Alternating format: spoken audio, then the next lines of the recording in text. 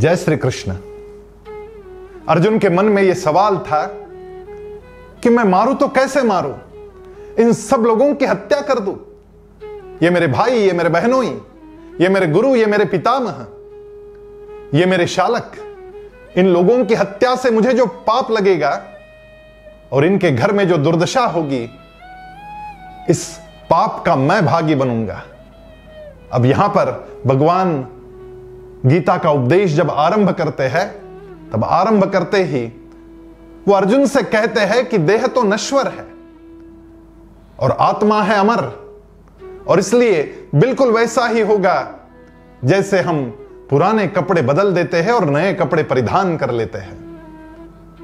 यहां पर एक बहुत सुंदर श्लोक भगवान अर्जुन से कहते हैं, जातस्य ही ध्रुव मृत्युर ध्रुवम जन्म मृतस्य च तस्माद परिहार्येर्थे न त्वं शोचितुमर्हसि। जातस्य ही ध्रुवो मृत्युर, मृत्यु बिल्कुल ध्रुव जैसा अटल है। जन्म और मृत्यु हमारे हाथ में नहीं। मुझे एक वो प्रसंग याद आता है जब मैं कॉलेज में पढ़ा करता था और मेरा एक दोस्त था जिसका नाम था राजू। ये राजू पुणे से अक्सर अपने गांव जाया करता था जब भी घर में कोई शादी हो। बाबा जी के लड़के की शादी थी, ये शादी में गया तो राजू की एक भुआ वहां आया करती थी, हर शादी में आती थी।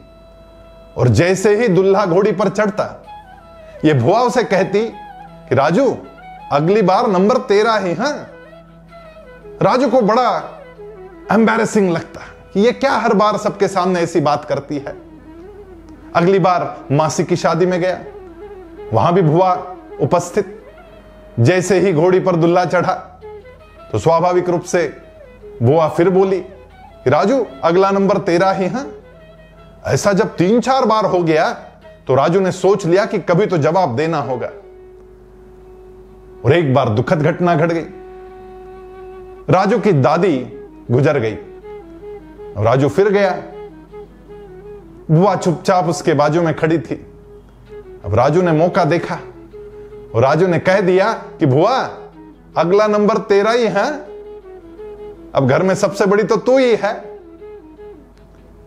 उस दुख की अवस्था में भी राजू की बुआ को इतना गुस्सा आया कि उसका कोई हिसाब नहीं। गुस्सा किस बात का आया? तो मेरे मरने की बात कर रहा है, मेरे मरने की सोच रहा है। भगवान कह रहा है कि जिंदगी की जो एबीसीडी होती है ना, उसमें बी होता है बर्थ का और डी होता है डेथ का।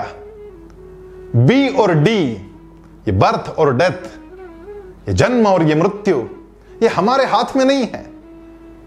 हमारे हाथ में है बीच वाला सी। जातस्य ही ध्रुव मृत्युर ध्रुवम जन्म मृतस्य च। ये जन्म और मरण ये तो चलता रहेगा। जो पैदा हुआ है वो मरेगा, लेकिन ये बी और डी हमारे हाथ में नहीं। हमारे हाथ में है बीच का सी। जो चीज निश्चित है, हर आदमी जो इस दुनिया में आया उसका जाना निश्चित है। फिर उसके लिए शोक किस बात का? जो बात हमारे हाथ में नहीं, उसका दर्द किस बात का?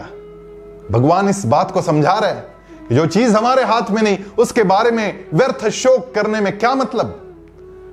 हमारे हाथ में एक ही बात होती है कि उस दर्द को स्वीकार करें।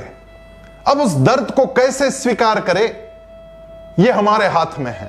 वो जो बीच वाला सी है, बी और डी के बीच वाला, वो सी चॉइस का है कि हमारे हाथ में है कि उसको कैसे स्वीकार करें। दुख के साथ या सहजता से, आनंद से। भगवान सिखा रहे कि इसको भी सहजता से स्वीकार करना सीखो। ये बीच वाला जो सी है चॉइस का, ये मानव देह हम लोगों को जो मिला है वो बड़ा दुर्लभ है। और इस मानव देह में एक चीज हमको अक्सर करते आगे बढ़ना पड़ता है। हमने यहां पर क्या कमाया वो सब यहीं छोड़कर जाना है। बस एक चीज हमारे साथ आएगी, वो हमने दूसरों के हृदय में हमारा इमोशनल बैंक अकाउंट कितना स्ट्रांग किया। क्या हमने दूसरों को मदद की? क्या हमने दूसरे के चेहरे पर हंसी खिल जाए इसलिए कुछ प्रयास किया? ये जो इमोशनल बैंक अकाउंट है इसको स्ट्रॉन्ग करते चलना होगा। हमने बैंक बैलेंस कितना स्ट्रॉन्ग किया, इससे भी ज्यादा महत्वपूर्ण बात यह बन जाती है कि हमने दूसरों के हृदय में हमारा जो इमोशनल बैंक अकाउंट है उसको कितना स्ट्रॉन्ग किया। और इसलिए दूसरों को मदद करते चले, दूसरों के चेहरे की हंसी बढ़ाते चले। और ये जब हम करते रहेंगे तो हम सही अर्थों में अमीर होते जाएंगे। ये अमीरी जो है ये बड़ी महत्वपूर्ण है। ये बी और डी के बीच का जो सी है चॉइस का, हमने हर चीज को किस चॉइस से लिया इस पे निर्भर करता है हमारा जीवन कैसे आगे बढ़ेगा, यशस्वी बनेगा या नहीं। तो आइए आज से हम इस सी के ऊपर विशेष ध्यान केंद्रित करें और भगवान के इस उपदेश को अपने जीवन में सही मायने में समझे।